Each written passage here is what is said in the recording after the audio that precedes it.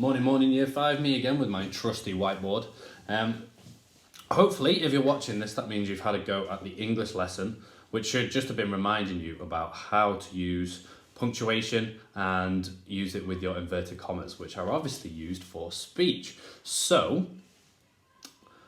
obviously, the lesson on bite size didn't go into our fantastic sentences with all those different pictures for our themes of our sentences. But I can here, I'm going to have a go. So I've tried, don't laugh at my drawings, tried to have a go at them all there. So move that back a bit, you can see them all there. Now I've put and circled at the top our speech one because it's kind of unavoidable to use that, isn't it?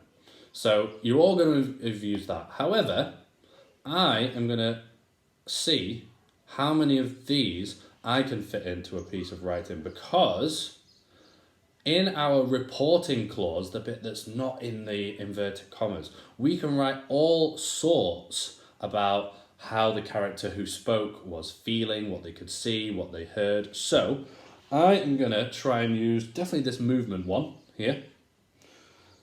Definitely going to use what they saw. Maybe I'll have a go at what they could hear as well. Definitely how they felt. That one really works with it. Smell, we'll leave that one out for now. What they were thinking, absolutely. What they could feel, absolutely. Taste might be a little bit of a challenging one for this, so I might leave that one and smell out. But if it works, I'm going to give it a go. So first to do this, what we need to do, quite simply, is I'm going to run us through a little bit of a film to watch to turn into that dialogue using all of our rules of speech, our inverted commas, our punctuation, but also our new speaker, new line, and things like that. So, just enjoy this clip, and then afterwards, we'll get to writing down what we need to write. Brilliant, so now we've watched the video, it's time for us to have a go at writing it in. You can do this on a laptop, that'd be great, but you can also do it in pen and paper. It really, really does not matter, all right? So, I've got my laptop set up here, but we're going to rewatch one line at a time while we do it, and then we'll write in what the characters are doing using our fantastic sentences. He's so fluffy, I'm gonna die! You gotta let us play for it. No. Come on! How much for the fluffy unicorn? Well, it is not for sale, but all you gotta do to win it is knock down that little spaceship there. It's easy! He's so fluffy, I'm gonna die!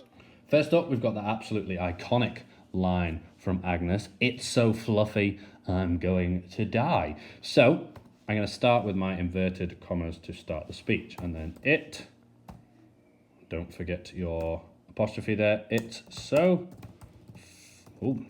typo from me, so fluffy, I'm gonna die. And then, obviously, we need our punctuation to end that bit of speech before our second set of inverted commas. So I'm going to go with an exclamation mark because I think that is what fits best. And then my second set of inverted commas. Now it's time for us to choose our speech verb. And I think I'm going to go for the word squealed, because that's kind of how she's speaking. Squealed Agnes. And then my adverb excitedly. And then I'm not going to finish my reporting clause there. I'm going to put a comma and then a space. And then I'm going to choose one of my fantastics. And I'm going to choose the sight one to talk about what Agnes is seeing. Because actually, as the reader, you don't know that she's seen a gigantic, fluffy, pink unicorn. So, I'm going to do as she stared in awe at the gigantic, pink, fluffy, commas between my adjectives there, unicorn. If I could spell that correctly, that would be great. Unicorn, great. So that's our first line done. Then we'll have a go at writing our second line after watching it back. You gotta let us play for it. All right, our next line is said by Margot. So we'll go new speaker, new line. Our first inverted commas, and then she says, you gotta let us play for it. That's the easy part. Then deciding on our punctuation to end, I'm going to go with a comma, because I don't think it was exclaimed, and it definitely wasn't a question. And then I'll end my inverted commas there for my speech. And then I'm going to put For my speech verb, demanded, because she's quite forceful with it. Demanded Margot, and then to grew. And then I'm going to put my comma, and then I'm going to extend my reporting clause, and I'm going to do it again with another one of our fantastics. I think I'm going to go with the thought bubble for that one, and what she's thinking inside. Obviously, we don't know for sure, but we're going to have a guess at it. So, knowing she could coax, which is a really powerful word. Coax means sort of get someone to do something. She could coax Gru into letting them try. All right, so we've done our sight, and we've also done our knowing, our thinking fantastics, our themes, as well as what was already going on. So 2 sentences in, let's listen to the next line. Oh, no. Next one is quite simple, just Gru responding to them. So we'll, new speaker, new line, start it there. Oh, no, and then I can't even remember how many no's he says, so oh, no, no, no, commas in between, no, no. And then, again, probably a comma after that one before we close our speech. And then begged, I think, is a good one. Begged Gru. Begged Gru. I think I'm just going to put a comma there, and then we'll go for our reporting clause afterwards. I think I'm going to go with movement on this one as a theme for our reporting clause, as he was reluctantly, which means he didn't want to do it, dragged in the direction of the unicorn. All right, so with 3 sentences in, we've done 3 different themes as well as adding to our speech. So just showing that just because someone's talking, you don't have to just make it all about speech. You can add that extra information in with the reporting clause. Let's listen to our next line. Come on! All right, so again, it just goes back to Agnes, just basically begging him with a quick line of, come on! And I think that will go for an exclamation mark with that one as well. Come on!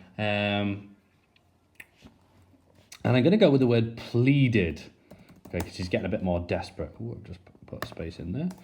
Pleaded Agnes at Gru's feet. So I'm going to tell the reader where she is, if I could type properly. At Gru's feet. I've got my apostrophe in here, remember, because the feet belong to Gru, so it's showing ownership. Possessive apostrophe, we call that. So pleaded at Gru's feet, and then I've done movement, I've done thought, I've done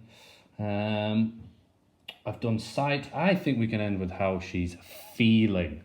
All right, so come on, pleaded Agnes at Gru's feet, desperately hoping to take the unicorn home with her. Fantastic. I think we can finish there. You can go on if you want and do even more of the clip if you'd like to. Remember, you can send your work into us using the school closure email address. You can even send them on Twitter. That'd be great. We really, really love seeing your work and what you're producing at home. It keeps us going. So please do that. It's really, really nice to see, and we'll also respond to you as well. Okay, well done with today's challenge. Have a great rest of your day, and we'll see you again tomorrow.